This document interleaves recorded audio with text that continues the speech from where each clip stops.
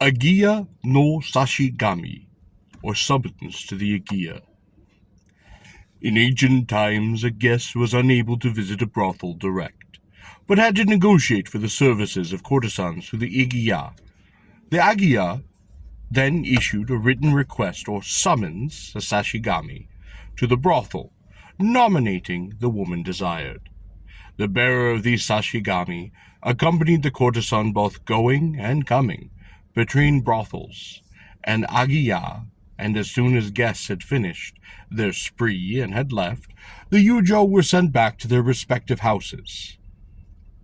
In the Kwagi Manroku, a specimen copy of the summons is given.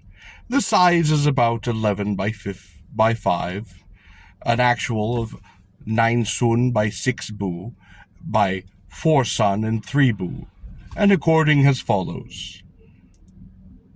To Shuzaburo Esquire, we have a guest today. We desire to engage the services of a courtesan belonging to your house named Sumasaki during the daytime. I guarantee that my guest is not one of those persons who are wanted by the authorities, but a respectable party, and should anyone be found to allege anything to the contrary, I am prepared to offer an explanation of the matter at any time or place. The above is written for future reference. 5th day of the 5th month. Signed, Kiyoyoman, the proprietor, and Chobi, the monthly manager. The above was issued in the year of the dog, the 2nd year of Tenna, 1682, and at that time Shozaman was the keeper of the Kodomanji-ya in Sumicho. Again, in the same book, we are given the following rules relating to the Ageya, which were enforced in the Tenna era. Yojo shall not be detained after the departure of a guest. A man-servant shall be provided by the Ageya for the purpose of escorting the yujo to and from the tea-house, such servant to be barefoot.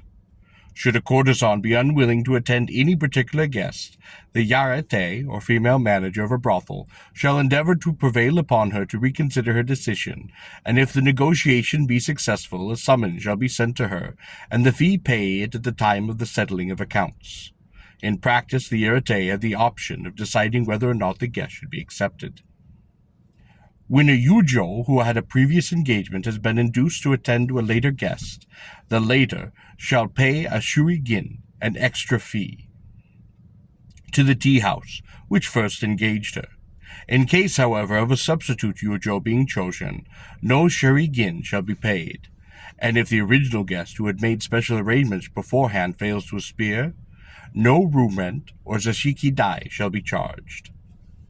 Thus, when one wished to engage a courtesan in those times, he had to make a special arrangement in advance, fixing the date so as to avoid inconvenience. This agreement was termed a kenyaku, or previous covenant. The act of inducing a woman to cancel previous engagement in favor of a later guest was called a morai, something received or a gift. And when this was insisted upon, the successful bidder had to pay, besides the regular fee, an extra sum as compensation to the Ageya, which was party to such previous engagement. This extra fee was the shurei-jin, referred to in the above rules. The origin of the Ageya dates back to the Moto Yoshiwara, and by the eras of Tenna, 1683 to 1683, and Taikyo, 1684 to 1687, these establishments had reached the zenith of their popularity. Since the Sanchajoro appeared, the Ageya gradually declined until the 10th year of Horiki, when they completely disappeared, leaving Hikatijaya in their place. Kuruwa-kotoba, or the Yoshiwara dialect. It appears that owing to the Yoshiwara being a rendezvous of people from various parts of the countries, there were a great many provincialisms spoken. This caused considerable inconvenience to persons visiting the quarter, and therefore, for the purpose of making the language used as uniform as possible, a kind of dialect known as the Sato-kotoba, or language of the prostitute quarter, was coined, and all the prostitutes were taught to speak it. The Hokojo Yori Kaigen says, when a woman speaks the Yoshiwara dialect, it successfully conceals her awkward pronunciation, no matter from what distant part of the country she may have come, and stamps her as a regular denizen of the quarter. For this reason, the study of Sato-kotoba has been greatly encouraged. It is, however, suggested by some people that the dialect was transmitted from Shimabara, Kyoto, a noted prostitute quarter, for under the Shimibara section of the Yukio Monogatari, reference is made to the popular Sato-kotoba words. Kinan shitaka, have you come? And Haya inanashi, go quickly. According to ancient records up to the period of the Miwa, 1764 to 1771, the honorific irregular verb, masu, or to be, which is always used as a terminal in conjunction with other verbs, was corrupted to nu. Therefore, words such as omimasu, to think, or gozaimasu, to be or to have, and moshimasu, to say or to be, were changed to ominsu, gozinasu, moshinsu, and etc. From the end of Anie, 1772 to 1780, this again changed to isu, and words like gozaimasu and omimasu were pronounced gozairisu and omisu. At that period, gozarimasu was often pronounced as gozansu or even ozansu, and in the vulgar colloquial, it was sometimes pronounced as gozansu or gosu. Accordingly, nasarimasa, or please design to do, changed to nasanse. But in the Yoshiwara dialect, this was further abbreviated to nanshi. Thus, instead of okuno nasai, an abbreviation of okuro nasaramasi, or please do, and oagari nasimashi, an abbreviation of oagari nasimase, please come in, or please eat, were developed the words oku nanshi and oagan nanshi. From the end of Koya, 1801 to 1803, until the Bunkwa era of 1804 to 1817, masu and mashi changed to namasi, and afterwards into zansu, zaisu, zaimasu, osu, usu, aosu, and etc. It also appears that in former times the various brothels had their own special dialects, but these not being specially interested, all the dialectical differences are omitted here. A few examples of sundry sentences and expressions may be cited to give an idea of the language.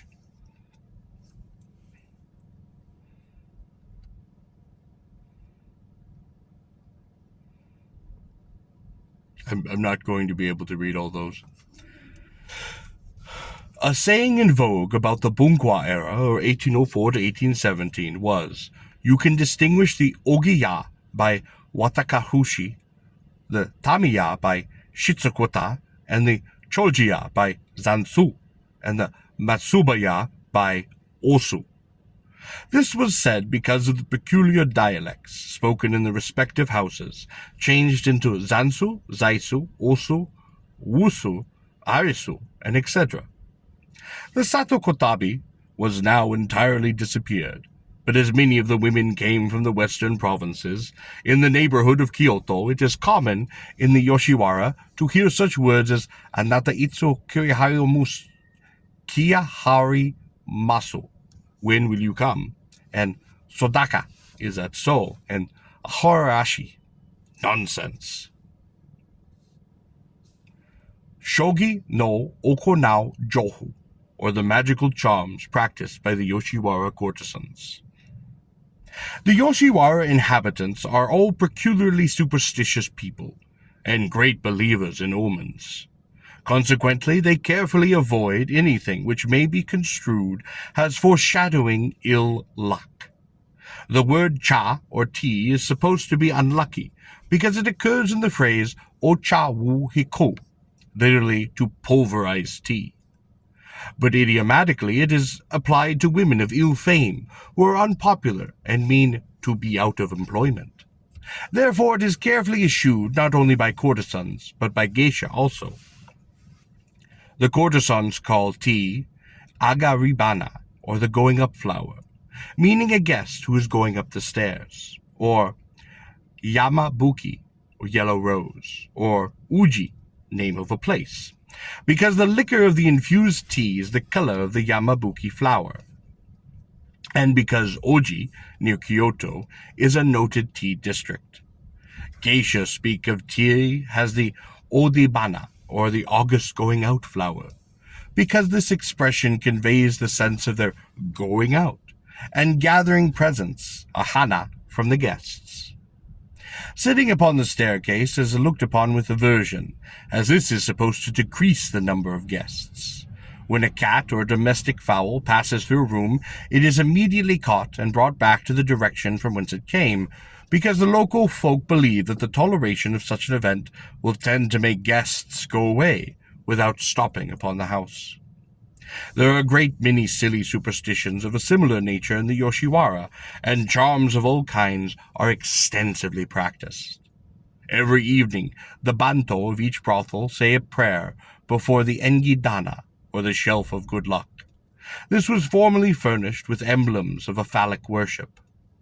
A bundle of wooden clog checks, to which a long rope is attached, is held up and struck several times against the floor of the house, and then an imitation of a rat's squeak is made, while the banto strikes a pillar of the house with his hand. This process is said to be a charm for attracting many a guest. It would require a thick volume to contain a description of all of these various charms. Therefore, only a few of the principal ones, as mentioned in the Shobai Orai, written by Jipanshi Iku, are given here. A charm for attracting a person for whom one is waiting. It is a most officious method to stick an eel skewer in the wall, and pray for the advent of the party whose presence is desired. Another method is to fold a piece of paper so as to represent a frog, write the name of your guest upon its back, and stick a pin through it, and put the frog where no one can see it. The person desired is sure to turn up. After his arrival, however, the pin should be removed from the paper frog and thrown into the river.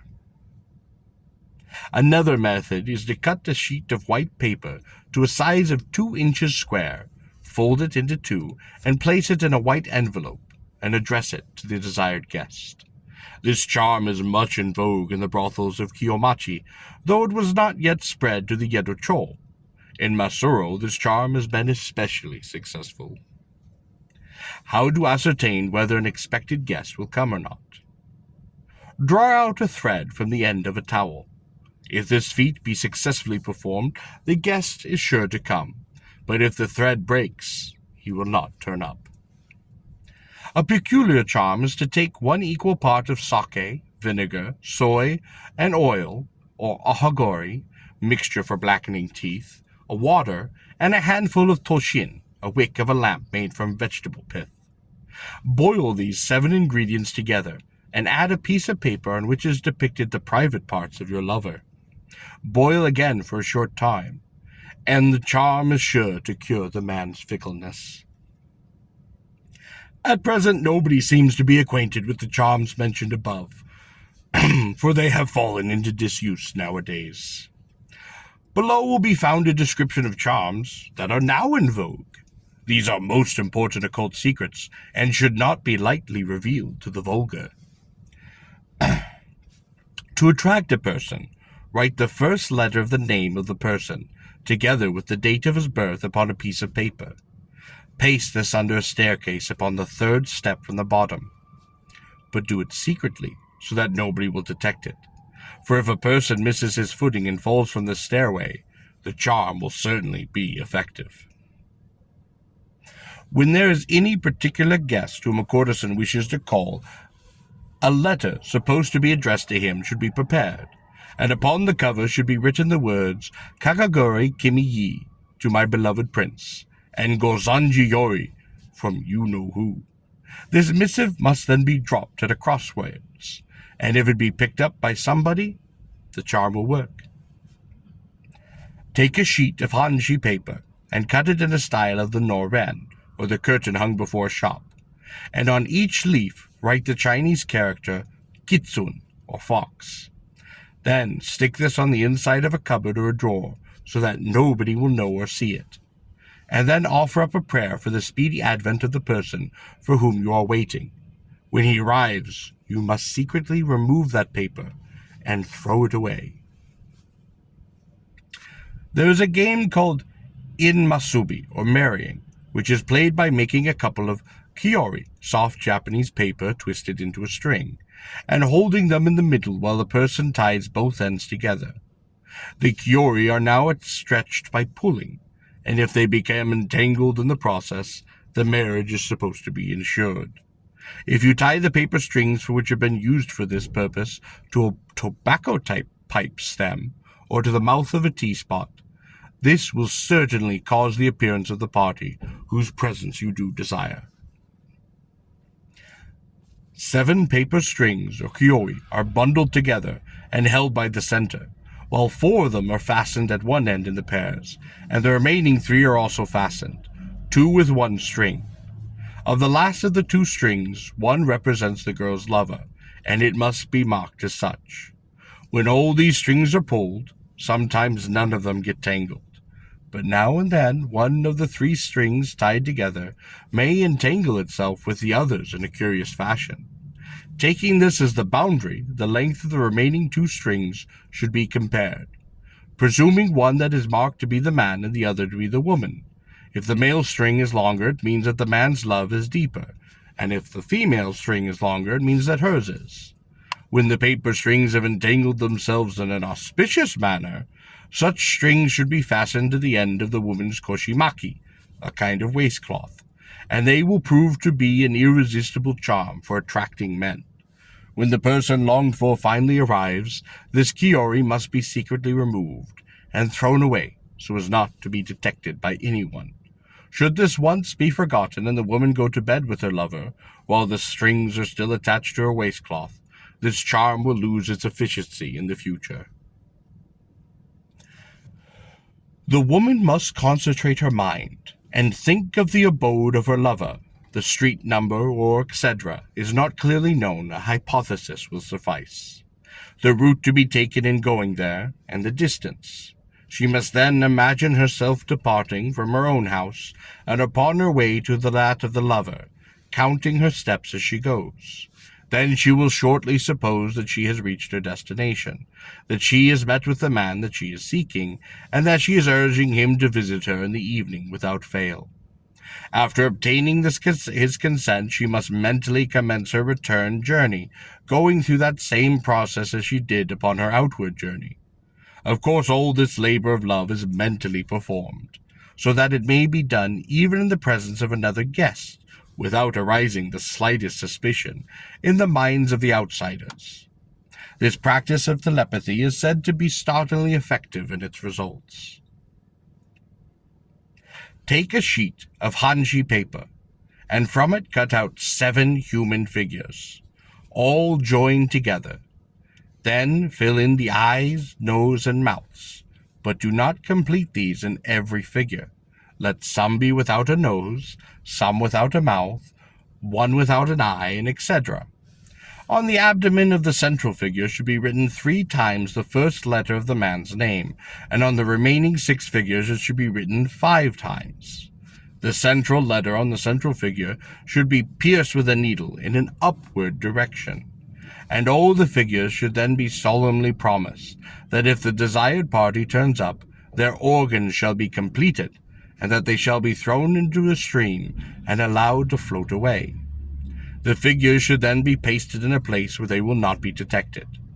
In the event that the person whose presence is desired actually appears, the organs of those figures should be completed. Finish drawing the mouths, the eyes, and the noses, and then take these paper men and throw them into the moat. In the small hours of the morning, enter a room which faces the street, which is not usually occupied by anybody. Shut the paper shutters and place your sandals in the room with the bottoms facing upward.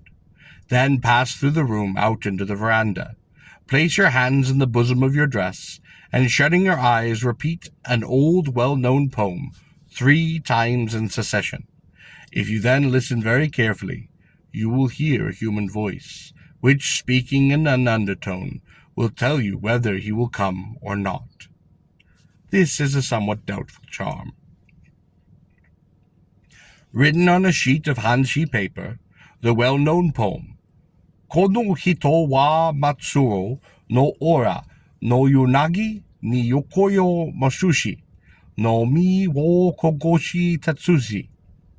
This has been translated by Mr. V.H. Dickens with a slight verbal alteration as follows.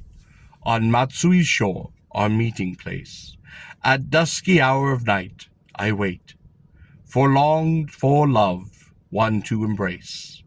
Ah, why lingerest thou so late? My ardent passion, then the fire that heats the salt pans, rages higher. Or, waiting for he who comes, not with the passion fervent as the heat which bakes salt. And at the end of the papers, you must write, Tari same itsu madni koroyani tonomi aga maruso sora. I beg that Mr. So-and-so will come by so-and-so date, as well as the name of the god or Buddha which you usually worship. Then stick this paper on the wall, upside down. A charm for attracting guests when trade is somewhat dull. You must either burn a large moxa on the bottom of the wooden pillow you generally use, or tie 2 pillows secretly together with an obi and fling them into an unlighted room. The charm is said to be extraordinarily effective. A charm for attracting an unfaithful man. When you desire to see an unfaithful man for the purpose of upbraiding him for his insecurity, first write everything you wish to tell him. Pour out all your wrath upon him in the letter. Then procure a frog, stick a needle in its back, and putting your letter before the reptile, tell it to take the missive to the address. Promise that if it be successful in conveying the letter into the man's sleeve pocket, the needle shall be extracted. The frog will assuredly deliver the letter into the man's sleeve pocket. Then come back and immediately die. The faithless one, finding the letter in his sleeve, will certainly visit you to seek an explanation of this mystery. A charm to send away a guest. Take a koyoyori, or a paper string or spill, and write it, and with it form the shape of a dog. Place this on the wardrobe or mirror stand in a room, next to the one in which the guest is, making the papal animal face him. Ask the doggy in a whisper to quickly answer you whether the guest will go away or stop. It is said that this charm is so extraordinarily efficacious that a guest who is thinking of taking his departure goes away forthwith, while one who wishes to stay immediately expresses his intention of renewing the engagement and prolonging his visit. If the end of the underfold of your waistcloth or petticoat be tied in a knot, then that guest will leave immediately. Another one is to wrap up a small quantity of lukewarm ashes in a piece of paper and place that packet under the nightclothes or bedding of the guest near his feet, and he will immediately leave. Or stand a broom on one end in the room next to your guest's room, and laying out a pair of sandals before it, say in a whisper, There, now do please go away quickly, and the guest will leave at once. A charm to know whether he is coming or not. This charm is a somewhat indelicate and disgusting one, but it runs as follows. In the small hours of the morning, into the water closet, carrying a piece of red paper and a box of matches. Lighting the paper by means of a match, glance down into the water closet pan, and you will see the face of the person you are thinking about appear mysteriously. If the face is smiling, your relations are at an end, and you must resign yourself to the situation. But if on the other hand it betrays signs of anger, the man will visit you ere long. When the charm is worked, put out the light and throw the remains of the paper down into the water closet. If you accidentally drop the burning paper upon the face of your ghostly visitant, a scar is said to be left upon the face of the real man. A charm to ascertain about the health of a man. Very early in the morning, enter an unoccupied room which contains 8 mats. Take a broom with you. Dress it up with clothes as if it were a person, and then tie an obi around its supposed waist. Cover the head with a towel after the fashion of the hakamuri, and now place a letter addressed to your friend in the bosom of the figure, instructing the dummy to deliver the missive to the addressee. Obtain a reply from him and place same in a certain specific drawer. Then stand the dressed-up broom in a corner of the room against the wall, and without looking back, quit the chamber. Sometimes the broom topples over by itself without there being a puff of wind to cause the fall. If it falls down, the charm will work. A reply be found in the drawer mentioned, and you will receive news of the person about whom you wish to know. How to read a man's mind.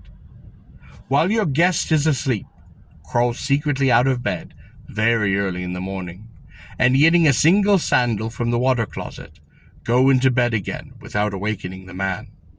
If the guest is sound asleep, rub his chest very gently with the sandal, and at the same time ask him his mind.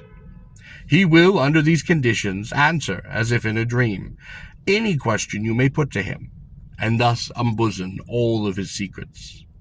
When the charm is completed, you must return the sandal to its original place, and then come back to bed again. A charm to summon or to call in money. If you have asked a guest for money and failed to obtain it, dress a broom up with clothes like a human figure. Then stand it upside down. Complain to it of the non-fulfillment of promises, just as if it were a human being. Then knock the figure down, telling it to bring the money without fail upon that following day. This will cause the man to dream of your indignation at his breach of promise, and he will visit you forthwith, bringing with him the necessary money. A charm to arrest the menstrual flow. Before retiring at night, float some toshin, or pith wick of a lamp, or ashes upon water, and then drink the mixture. This is said to be wonderfully effective in arresting the courses.